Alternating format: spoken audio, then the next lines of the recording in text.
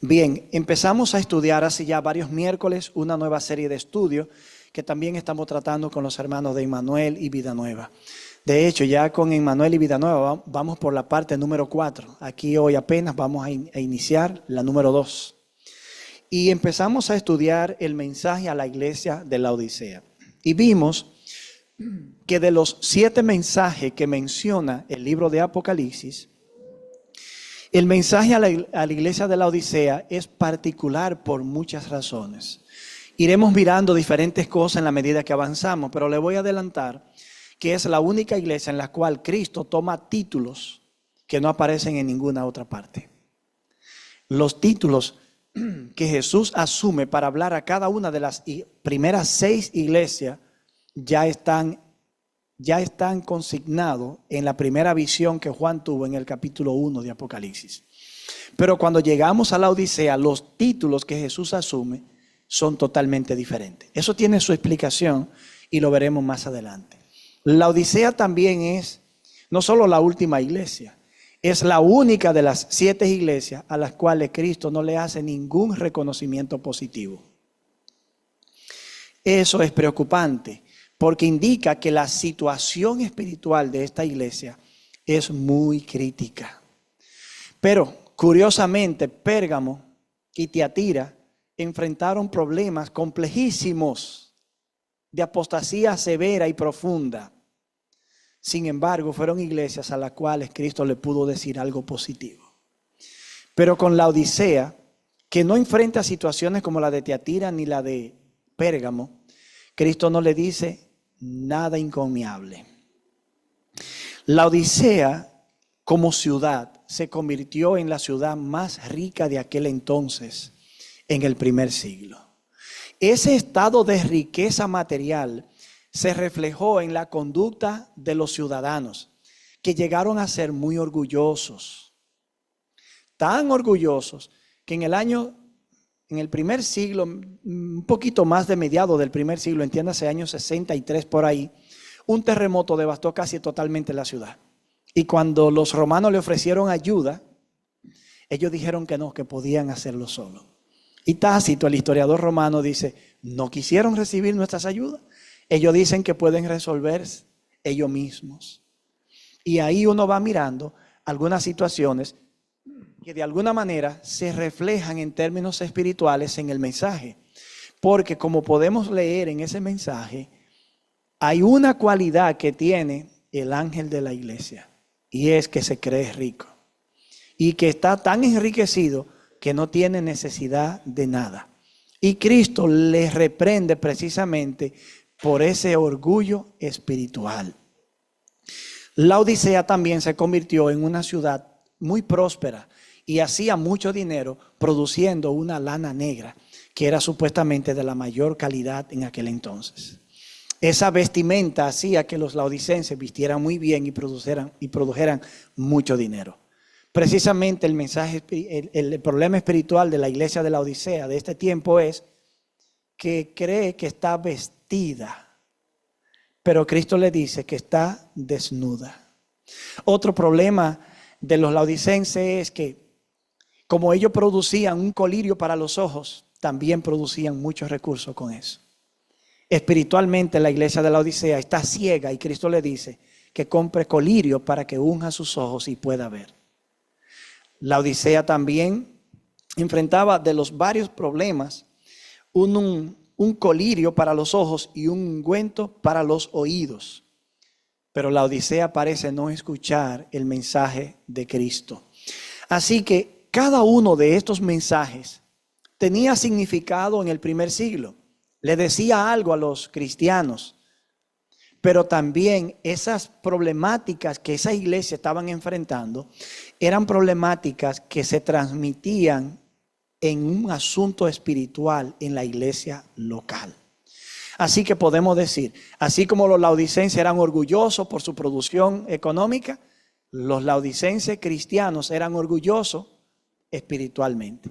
Así como los laodicenses se creían ricos, los cristianos laodicenses en términos espirituales se creían ricos, pero Cristo les dice que no, que están en bancarrota. Cristo hace un llamado decidido al arrepentimiento.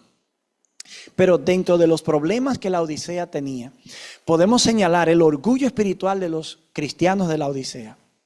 Pero realmente, según estuvimos mirando en el primer tema, el problema fundamental de la iglesia de la Odisea empezó no con el orgullo espiritual de los miembros. ¿Algunos de ustedes recuerdan más o menos cuál fue la causa real del problema? El problema estaba en un ministro que la iglesia tenía, que ejercía un ministerio deficiente, defectuoso. ¿Recuerdan eso? Pablo le dijo, dile a Arquipo que cumpla el ministerio que el Señor le encomendó. Y eso lo dijo Pablo escribiendo en la carta a los Colosenses. Recuerdan que en la carta a los Colosenses, Pablo menciona a la iglesia de la Odisea 4 veces. ¿Recuerdan eso? De manera que Pablo está escribiendo a la iglesia de Colosas, pero Pablo está escribiendo a la iglesia de Colosas pensando también en la iglesia de la Odisea. Aprendimos leyendo el capítulo 4 que Pablo dijo, cuando esta carta sea leída aquí, que se lee en la Odisea, y que la de la Odisea sea leída aquí. Pero no tenemos una carta de Pablo a la iglesia de la Odisea. Tenemos a primera y segunda de Tesalónica, primera carta y segunda carta a los Corintios, la carta a los Efesios, la carta a los Colosenses, primera y segunda de Tesalonicenses, a los Filipenses, pero no tenemos una carta a los laodicenses del apóstol Pablo. Lo que tenemos es un mensaje condensado de los 7 que le fue enviado a las iglesias que estaban en esa localidad. Ustedes recuerdan que Colosas estaba a 10 millas de distancia de la Odisea. Y que Pablo expresó una profunda preocupación por la iglesia de la Odisea. Pablo dijo que perdía el sueño, que estaba orando fervientemente por ustedes y por lo que están en la Odisea, es decir, por lo de Colosas y por lo que están en la Odisea. Aprendimos que Pablo era el tipo de pastor que tenía un corazón en el cual cabían todas las iglesias de Cristo. Que Pablo estaba preocupado por la iglesia a la cual le estaba escribiendo, pero no ignoraba, aunque no le estaba escribiendo, que la iglesia de la Odisea tenía problemas que a él le preocupaban. Pablo no fundó la iglesia de la Odisea, por lo menos no sabemos si lo hizo. Y si lo hizo no tenemos evidencia. Pero el hecho de que la carta a los Colosenses servía para ser leída en la Odisea implica que los problemas que tenía la iglesia de Colosas de alguna manera eran similares hasta ese momento a los que la Odisea tenía 30 años antes de que el mensaje del Apocalipsis llegara hasta ellos. Es hermoso tratar de reconstruir la historia del mensaje bíblico. Pero evidentemente la amonestación que Pablo le dio a este pastor llamado Arquipo, que según el libro Constituciones de los Apostólicas, en uno de sus partes, se dice que este Arquipo fue el primer obispo o pastor que estuvo en la iglesia de la Odisea. Pablo le advierte, cumple tu ministerio, preocúpate, gerencia bien, administra bien la iglesia. Pero parece que Arquipo no hizo caso, porque 30 años después encontramos a la Odisea en un problema bien serio en términos espirituales. A tal punto que Cristo, aún a las peores iglesias aparentemente, le dijo algo encomiable, pero no se lo puede decir a la Odisea. Mi querida hermana, ¿usted está preocupada? Vamos a ver.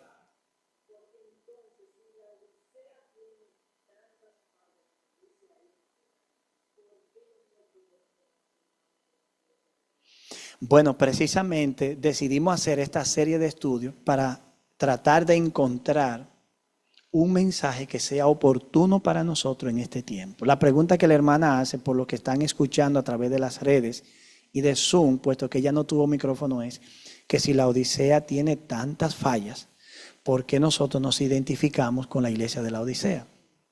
Porque somos la última iglesia y la Odisea es la última iglesia. De manera que en esa cadena histórica y profética La iglesia que vive en el tiempo del fin es la iglesia que tiene la misma condición espiritual que tuvo la iglesia del primer siglo. Entiéndase, la iglesia del primer siglo de la Odisea. Porque tenemos a Éfeso. Miren, 7 iglesias, pero habían más en el Asia. Estaba Colosenses 10 millas después, ¿verdad? Y quizá otras más, que no se menciona ahí. Tenemos a Éfeso batallando contra los falsos profetas y los falsos maestros. Encontrando los falsos y peleando con ellos, pero perdiendo su primer amor. Encontramos a Pérgamo claudicando contra un problema doctrinal que se compara con la Jezabel del Antiguo Testamento. Y a los hijos de Jezabel, Dios castigándolo y permitiéndole que contraigan una enfermedad producto de su fornicación que le causa la muerte en cama. Pero estoy hablando de que mientras Éfeso está batallando bastante bien, a varias millas de ahí, Pérgamo está yéndose de cabeza. La Odisea está viviendo su idilio de orgullo espiritual. Está viviendo una burbuja espiritual. Es como decir, Dykeman, Mount Haven, Prosper, Interval, Emmanuel, Vida Nueva. Y si te cuento la historia de cada una, te das cuenta que cada una está peleando sus propias batallas. Esa es la realidad de las iglesias en el primer siglo. Esmirna, Sardis tiene dentro de sí muchos problemas, pero tiene un remanente que no mancha su vestidura, es decir, que se mantiene ahí al pie del cañón. Y a quienes Cristo le hace una promesa: ustedes por ser dignos andarán conmigo vestidos de vestiduras blancas. Le promete la vida eterna. Pero si ustedes notan, a cada una de esos mensajes de esas iglesias, todas terminan con una promesa al vencedor. Eso indica que aunque el problema de cada una de esas iglesias sea crítico y prácticamente una iglesia casi perfecta, ¿cuál sería esa? Piensen un poquito de las 7. Filadelfia. Filadelfia, la iglesia del amor fraternal. Interesante, ¿verdad? Así que la condición espiritual de cada iglesia llama la atención. Tiatira es la iglesia que está en el centro. Las primeras 3, ella, y las siguientes 3 en el centro. Tiatira es la única que menciona: todas las iglesias sabrán. Es la más universal de todas. Porque las otras dice: el que tiene oído para que oiga lo que el Espíritu dice a las iglesias. Ahí están todas las iglesias. Cada mensaje es particular para todas las iglesias. Se deduce, ¿no? Porque si no, dijera: el que tiene oído para oír lo que el Espíritu dice a la iglesia. Pero dice a las iglesias. Eso significa que el mensaje de Éfeso también es el mensaje para Sardis, para Pérgamo. Solo que cada una está recibiendo también un mensaje particular para su momento ahí y su problema en ese momento. Pero noten ahora, cada una de esas iglesias representa a su misma vez una etapa que el pueblo de Dios viviría a través del tiempo. La última de todas es la Odisea. Por lo tanto, nosotros somos la iglesia del tiempo del fin. Somos la iglesia que nos corresponde la condición espiritual de la Odisea. En la medida que vayamos estudiando este asunto, ustedes van a ir mirando, usted va a poder ir identificando los problemas espirituales de la iglesia. Si yo le digo a ustedes que la Odisea es una iglesia apática, ¿se parece eso a la iglesia nuestra? Si yo le digo que es indiferente, ¿se parece? Que si se cree la gran cosa, pero es nada, ¿se parece? Pero pensémoslo a nivel de la iglesia adventista, ¿se parece? No se podía parecer más. Pero si lo miramos en términos de todo el cristianismo, nos damos cuenta que todo el cristianismo o se parece a una situación o se parece a otra. Y para colmo, todo el cristianismo fuera del remanente, también tiene un problema de apostasía religiosa, que se parece mucho a Pérgamo y a Tiatira. Y es una iglesia totalmente politizada. Cree que la política es el medio para resolver a través de legislación los problemas de esta sociedad. Miren, la ley, aquí pueden poner cualquier ley. Y eso no va a cambiar el corazón de ningún progresista o liberal. Al contrario, eso lo va a fortalecer más para hacer más berrinche, más protesta y tratar de volver al gobierno para tratar de volver a imponer sus criterios y anular las otras leyes. ¿No ese es el jueguito aquí de los partidos de esta nación? Ese es el juego de la política en esta nación. La iglesia cristiana se olvidó que lo que realmente cambia un corazón es el evangelio. Y el evangelio no puede salir de la Suprema Corte ni de la Casa Blanca. Tiene que salir de los labios del pueblo de Dios o de aquellos que se creen pueblo de Dios. Esa es la realidad que nosotros estamos viviendo. Bien, yo quiero avanzar un poquito algunas cosas en el tiempo que tenemos y tratar de identificar algunos de los problemas que tiene la iglesia. Yo no los voy a interpretar, yo solamente los voy a mencionar, un ligero comentario, pero después vamos a ir qué significa oro refinado en fuego. Colirio para que vea. Está desnudo, compra vestiduras blancas. ¿Qué son las vestiduras blancas? Y yo le quiero adelantar algo para que ustedes lean este mensaje una y otra vez.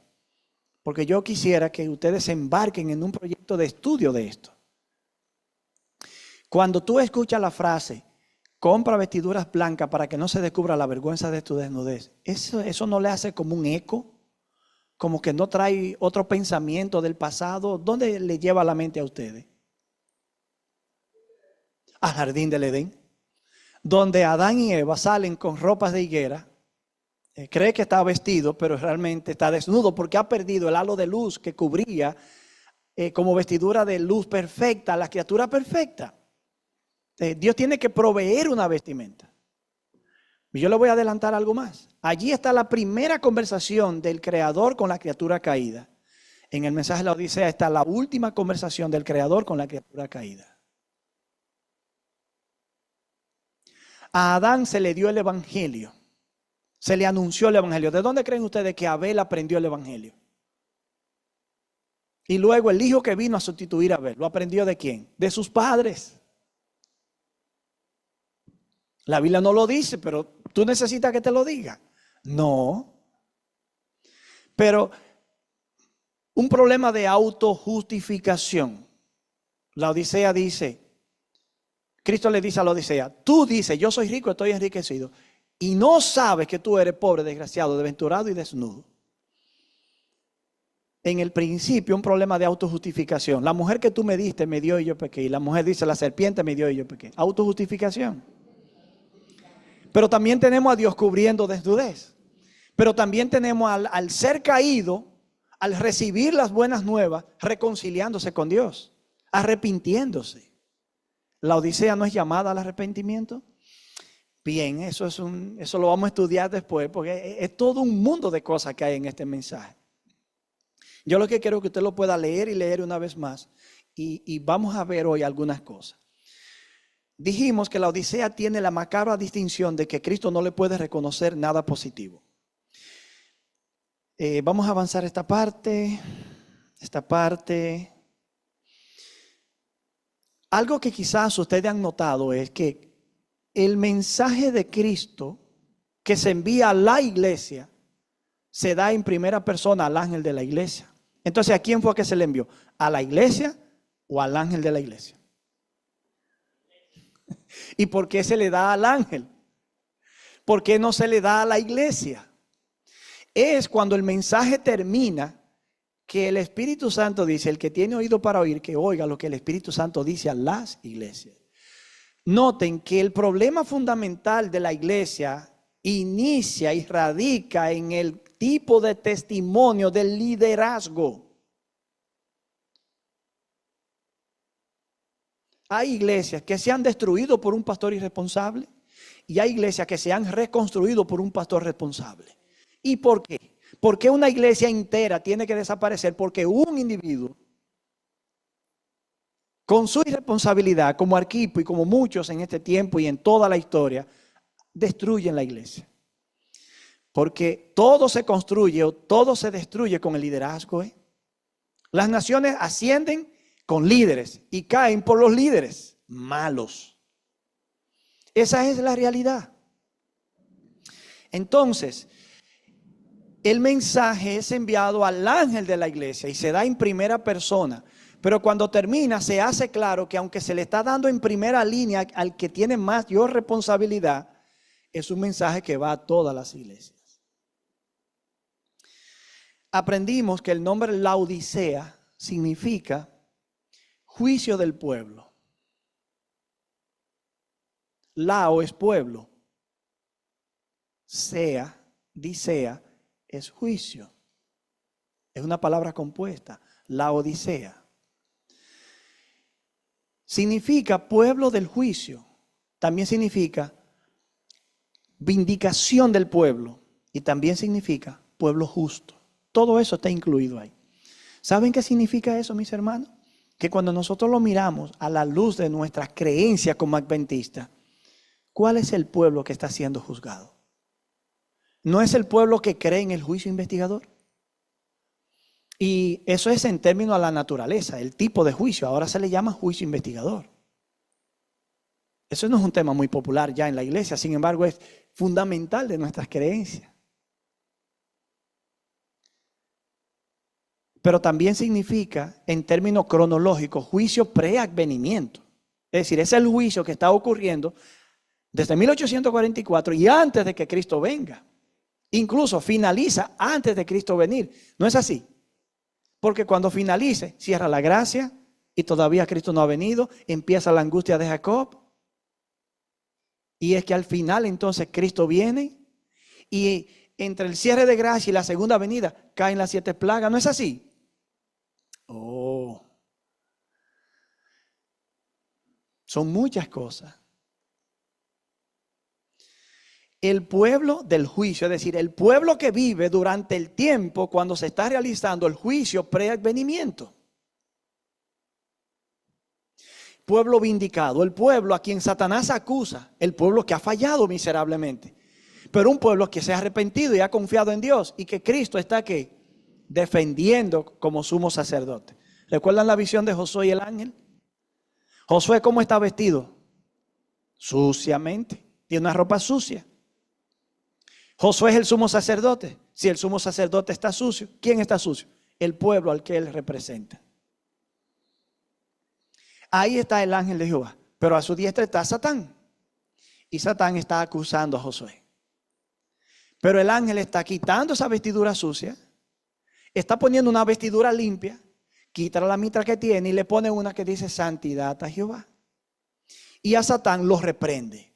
¿Qué está haciendo el ángel de Jehová con Josué? Aunque tenía ropas manchadas. Es decir, aunque había pecado. Como Josué está ahí, indica que está arrepentido. Y entonces, ¿qué está haciendo el ángel de Jehová? Que es Cristo. Vindicando a Josué. Defendiendo a Josué de las acusaciones del enemigo. Y diciéndole, sí, él falló, pero mira, está limpio ahora. ¿Captan el punto? Entonces, la Odisea es el pueblo del juicio que está siendo juzgado, pero también es el pueblo que está siendo vindicado, pero también es pueblo justo. ¿Por qué? Porque así es que termina siendo un pueblo justo, vestido de la justicia de Cristo. Apocalipsis 19, verso 7 al 8 dice: démosles gloria y honra porque ha llegado la boda del Cordero. Su novia se ha preparado y a ella se le ha dado que se vista de lino fino, blanco y resplandeciente. Porque el lino fino, blanco y resplandeciente son las acciones justas de los santos. ¿Qué es eso? La vindicación del pueblo de Dios. Un pueblo que termina siendo justo. Esa iglesia, antes de que pasara eso con ella, era una iglesia que estaba fallando, estaba dividida, fue apática, fue indiferente. Pero fue una iglesia que Dios, a través de diferentes cosas que vamos a ver más adelante, Dios la llevó a través de una crisis a otra crisis y entonces pudo venir a buscarla. Y a través de 2 crisis por las que el pueblo de Dios va a pasar, se lo voy a adelantar así rápidamente, la formación de la imagen de la bestia. Cuando eso ocurra, se va a ver de qué material estamos hechos. Que es lo que trae la imposición de una ley de observancia religiosa que violenta el sábado. Y vamos a ver si yo como pastor estoy o no estoy. Si yo estaba jugando a ser pastor o yo realmente fui o era y era un pastor. Y luego viene el tiempo de angustia de Jacob, que hay que pasar por ese trillo. De ahí salimos nosotros como Jacob, cojeando, pero para el cielo. Nada, no es un mensaje fácil. Hoy por la pregunta de la hermana nos desviamos un poquito para andar por las ramas, pero todo esto está aquí. Todo esto lo vamos a ir estudiando. Entonces, el pueblo de Dios terminará bien, porque Dios lo va a castigar, lo va a disciplinar. ¿No se lo dijo? Yo reprendo y castigo lo que amo. Sé pues celoso y arrepiéntete. Pero en el estado de indiferencia, de apatía, de orgullo espiritual, la Odisea no se tomó en serio la advertencia. Dios tuvo que empujarlos. Como a Lot y sus hijas. ¿Tú has leído la historia de Lot? ¿Por qué salieron Lot y sus hijas de Sodoma? Porque entendieron bien lo que los ángeles les dijeron. Los ángeles dijeron, miren, váyanse, salgan de aquí. Cuando esté rayando el alba, Dios va a destruir todo esto. Es fuego que va a caer aquí. Ustedes han leído bien el relato. ¿Y qué tuvieron que hacer los ángeles para sacar a Lot de allí? Tomarlo por las manos y sacarlo de ahí. O sea, para Dios sacarnos de este mundo, a nosotros que estamos mundanalizados, una iglesia mundanalizada, un liderazgo politizado, mundanalizado, Dios va a tener que agarrarnos por las manos y pasarnos por dos pruebas. La primera nos prepara para la segunda y el cierre de gracia. Y la segunda nos prepara para poder encontrarnos con Cristo y que su gloria no nos destruya. No es una historia fácil de contar, pero es una historia muy solemne. Voy a concluir con esta parte. A Tiatira, Cristo le dijo en el capítulo 2, verso 25, aférrense a lo que tienen hasta que yo venga. A Filadelfia, Cristo le dijo, verso 11 del capítulo 3, he aquí yo vengo pronto, retén lo que tiene para que ninguno tome tu corona. A Laodicea, oigan lo que le dijo, mira, yo estoy a la puerta. Verso 20. ¿Qué le parece? Pero vamos a luchar un poquito con la declaración. La primera parecería que Cristo le está diciendo que va a venir en su segunda venida. Pero no se lo podía decir a la iglesia del primer siglo, sabiendo que iba a tardar más de 2000 años en venir. Por lo tanto, esa venida de Cristo es una venida en juicio, o que salva a la iglesia o que juzga a la iglesia. En la Odisea, estar a la puerta no significa necesariamente que Cristo está ya al venir. Que bien, que eso estaría muy bien por nosotros y para nosotros, porque realmente nosotros creemos que Cristo ya está al venir. Pero a mí me parece que allí hay otra idea. Miren, en Lucas capítulo 12, verso 36, leemos. Sean ustedes semejantes a los siervos que esperan a su Señor cuando ha de volver de las bodas para que le abran al instante en que Él llegue y llame. ¿Esa no es más o menos la idea de la Odisea? He aquí yo estoy a la puerta y ¿no es la iglesia la que se ha de preparar como una novia para encontrarse con su novio celestial? Entonces, el mensaje de Lucas se aplica. Sean ustedes semejantes a siervos que esperan a su Señor para que cuando Él venga de las bodas, ustedes le abran al instante, es decir, inmediatamente Él llegue a la puerta. Mateo 24:33 dice, así también ustedes, cuando vean todas estas cosas, sepan que está cercano a la puerta. La idea de a la puerta no denota necesariamente la inminencia de Cristo, sino la oportunidad de que las condiciones se den para encontrarse con el Señor. El tema de la puerta es una invitación a la preparación. Miren por qué yo creo que no es la segunda venida. He aquí yo estoy a la puerta y llamo. Porque Cristo dice, si alguno abre, yo entraré a él y cenaré con él. Y él cenará conmigo. Puede ser eso una invitación a la cena de las bodas del Cordero. ¿Verdad? Pero puede ser también una invitación a una comunión íntima que promueva el arrepentimiento para que las condiciones en la Odisea cambien. Sin un encuentro con Cristo real, ninguno de nosotros estará preparado para encontrarse con Él cuando Él venga. Santiago 5:9 dice, hermanos, no murmuren unos contra otros, para que no sean condenados. He aquí el juez ya está a la puerta. Eso lo dijo él en el primer siglo. El juez es la idea, el Dios que juzga está a la puerta. ¿Dónde se resolvían los problemas en la antigüedad? En las puertas de las ciudades. Era el lugar de encuentro para resolver situaciones judiciales, recibir consejos, resolver problemas. La puerta y la experiencia de la iglesia. Miren, yo voy a leer este pasaje de Cantares, capítulo 5, versos 2 y 6. Y yo quiero ver si ustedes perciben alguna similitud. Porque ustedes oyen ese tren. Si usted estuviera más lejos, lo escuchara menos, pero el eco del sonido llegara a usted. Cuando tú estás leyendo el Nuevo Testamento, sin darte cuenta, hay ecos del Antiguo Testamento. Y también hay alusiones a pasajes y cosas del Antiguo Testamento. Aquí quizá tenemos más que un eco, una alusión. Pero escúchenme a mí. Cantares, capítulo 5, versos 2 y 6. Yo dormía, pero mi corazón estaba despierto. Esto es poesía, y un tanto erótica. ¿Sí? Así como suena. Yo dormía, pero mi corazón estaba despierto. Y oí a mi amado que tocaba a la puerta y llamaba. Ábreme, hermana mía, amada mía, paloma mía, perfecta mía. Porque mi cabeza está llena de rocío y mis cabellos están mojados con las gotas de la noche. Yo me había de vestido, ¿cómo me iba a volver a vestir? Había lavado mis pies, ¿cómo iba a volver a ensuciarlos? Mi amado metió su mano por el agujero de la puerta y mi corazón se conmovió a causa de eso.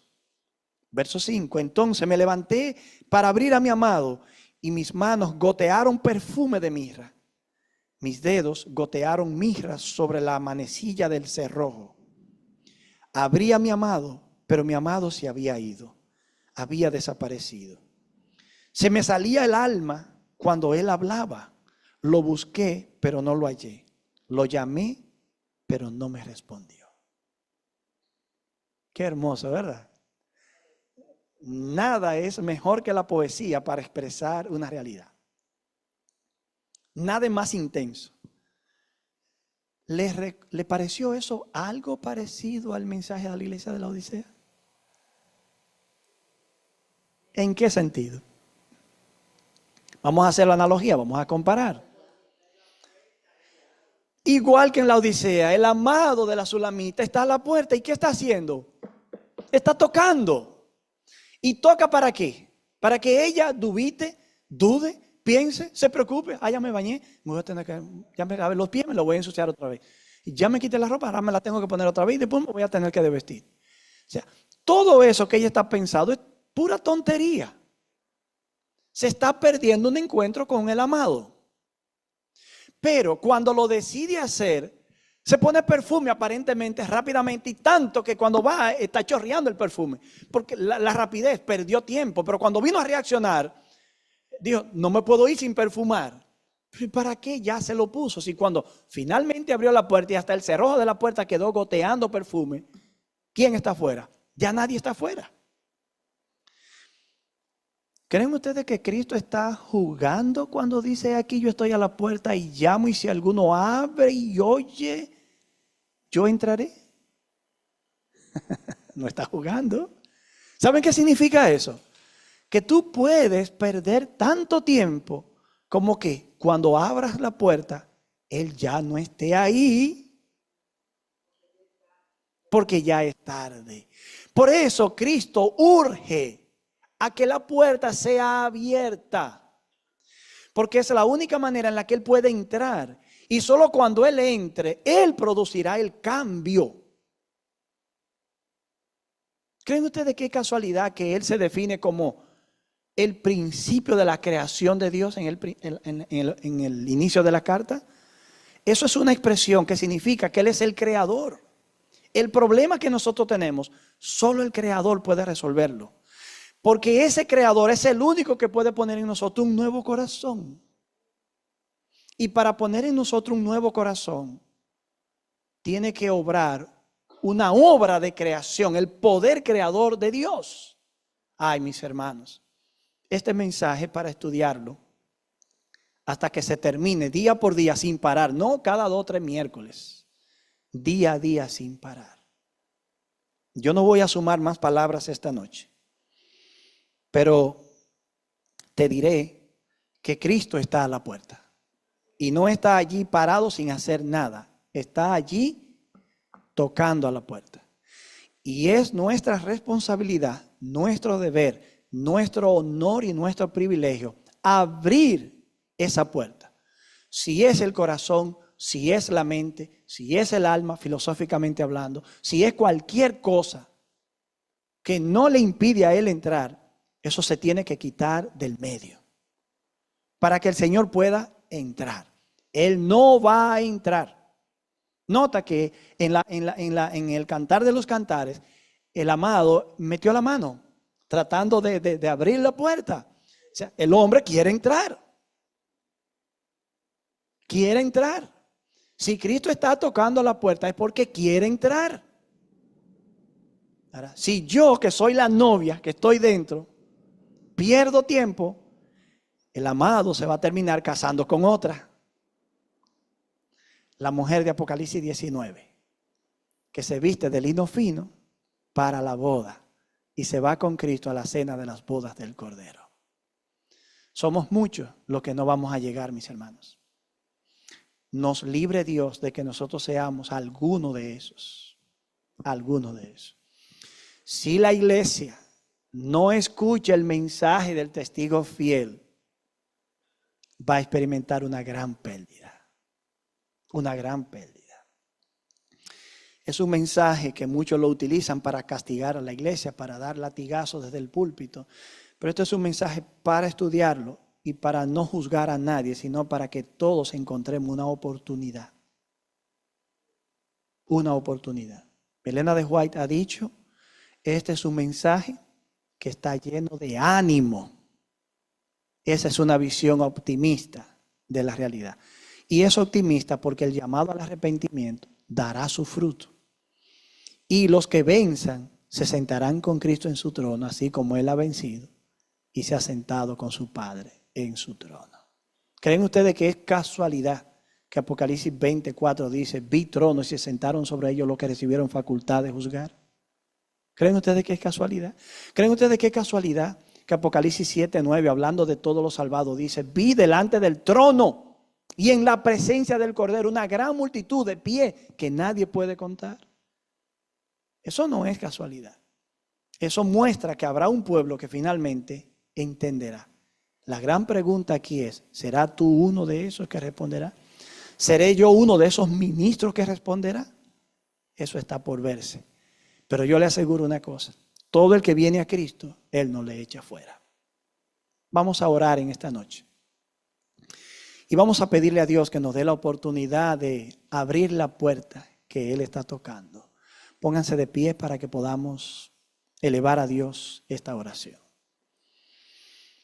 Oremos. Amado Dios y Padre, aquí estamos delante de ti, agradecido por todas las cosas y por la oportunidad de estudiar tu palabra.